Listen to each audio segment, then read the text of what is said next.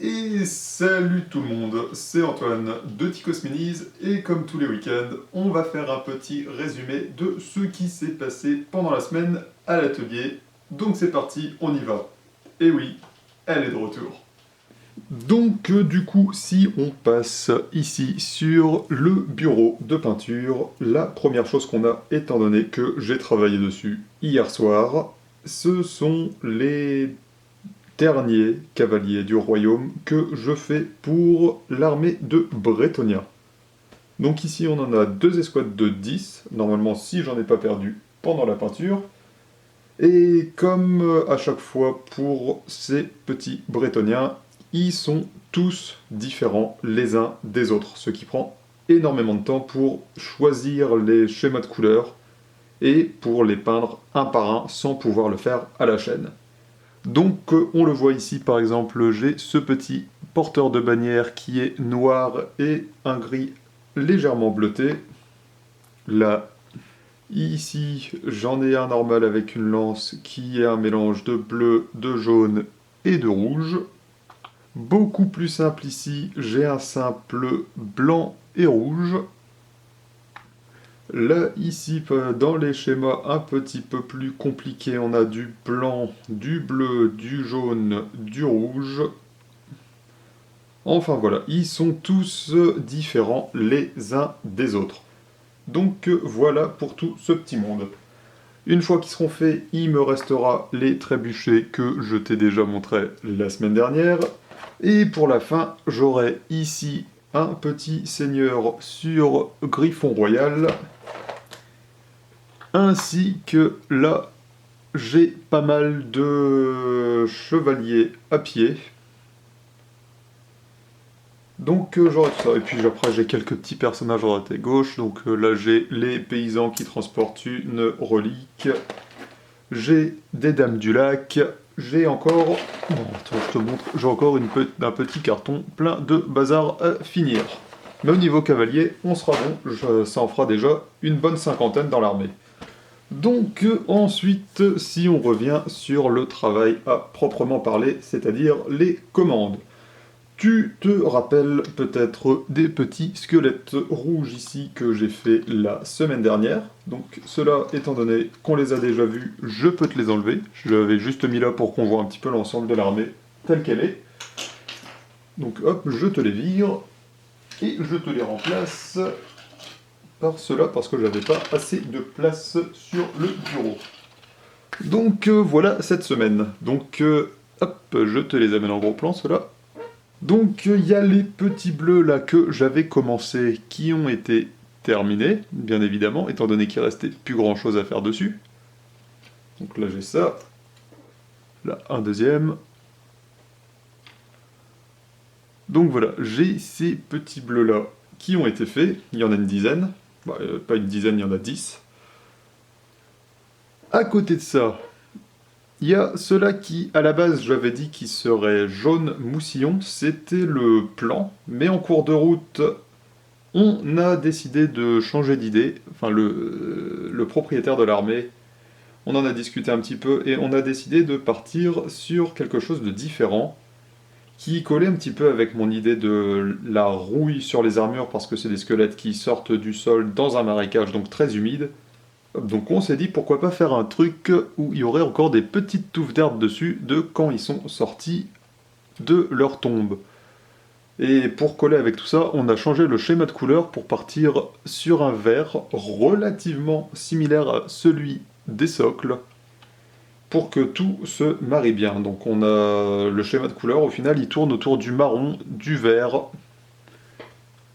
et puis bah c'est tout. On a le marron des socles qui fait la boue qui est visible aussi sur les habits, qui est utilisé sur les cuirs, qui est utilisé sur les hampes de la lance, et on a le vert qui est sur les tissus, le bouclier et le socle. Donc grosso modo, ça nous donne quelque chose de visuellement très cohérent, je trouve. Donc voilà pour cela. Ensuite, on a fait un premier test pour les chevaliers de sang. Le schéma de couleur de base de Games ne plaît pas énormément au propriétaire, donc il m'a demandé si c'était possible de faire les chevaux comme sur le schéma de base et changer l'armure pour faire quelque chose de blanc mais ensanglanté. Donc celui-ci a été la figurine de test qui a été relativement longue à faire pour essayer de trouver un peu tout le procédé de peinture sur ce machin-là. Et au final, je m'y attendais un petit peu, mais le blanc de l'armure, ça le fait pas. Parce que ça tranche vraiment trop avec le reste du canasson et à mon goût, avec le reste de l'armée en tant que telle. Donc on a dit que pour les chevaux c'était d'accord, donc il y a tous les 9 autres qui sont faits de manière similaire. Maintenant pour le reste, l'armure, il m'a demandé si c'était possible de faire un test pour la faire en doré bien flashy, bien brillant, un peu à la Stormcast. Donc maintenant que les chevaux sont faits, la semaine prochaine je vais m'attaquer au socle et ensuite je ferai le premier test sur un cavalier. Et comme ça on verra un peu ce que ça donne, si c'est confirmé et si je peux finir le tout. Donc à côté de ça, on a aussi une dernière petite chose, ce sont les loups qui ont été faits aussi pendant que j'attendais sa confirmation pour le test. Donc en attendant, plutôt que de perdre du temps, je m'étais attaqué au loup.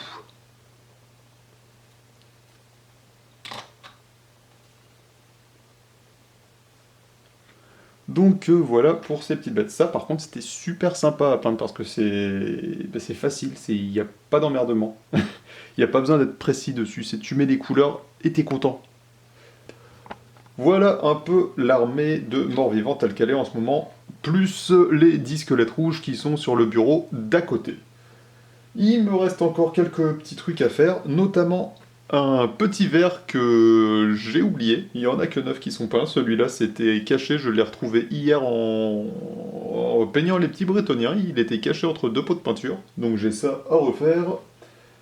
Ainsi que quelques gros personnages.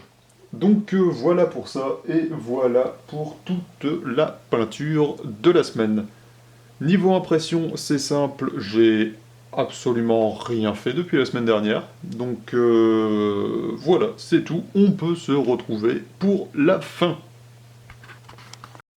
Tiens, je te montre quand même un dernier petit truc avant qu'on passe devant les vitrines pour se quitter.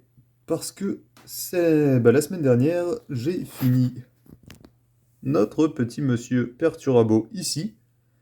Et donc j'ai fait la photo des 1 an du projet Primark, étant donné qu'il y en a maintenant 12.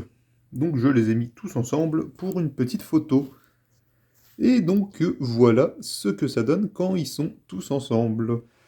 Et donc voilà pour tout ce qui s'est passé. Donc les petits...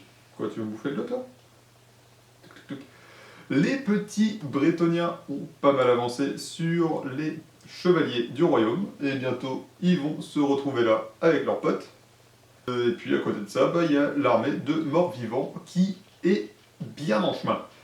Je pense que le prochain épisode, tout sera fait, donc tu pourras voir l'armée entière. Non, c'est pas tout. J'ai mis sur la chaîne principale la vidéo de peinture du buste... D'accord. T'as des coups. La vidéo peinture du buste de Angron des World Eaters. Donc si tu veux aller voir ça, ça se passe ici ou là, je sais jamais, mais je te laisse ça et éventuellement un lien dans le premier commentaire de la vidéo, si ça t'intéresse. Dans un autre petit truc sympa, donc je l'avais dit sur l'anniversaire des 10 ans de Ticos Minis, que je repassais à temps partiel sur les commandes de peinture et non plus à temps plein. Donc à ce sujet, récemment, Games Workshop a déposé une annonce, une offre d'emploi. Ils cherchent un peintre d'armée et de décors à Warhammer World, c'est-à-dire donc pour faire tous les énormes dioramas de leur musée. Et c'est quelque chose, j'avais toujours dit, si je dois arrêter Tikos Minis, ça fait partie des très rares jobs qui me feraient quitter tout ça avec, entre guillemets, plaisir. Donc, bah, il y a un postulat qui est parti là-bas. Donc on verra ce que ça donne, on va croiser les doigts. Avec tout ça, et bah comme d'habitude, c'est terminé, donc voilà. Donc, bah, comme d'habitude, je te remercie d'être resté avec moi pour cet épisode. Je te souhaite un bon week-end et je te retrouve la semaine prochaine. Alors, ciao, bye bye, Tikos out.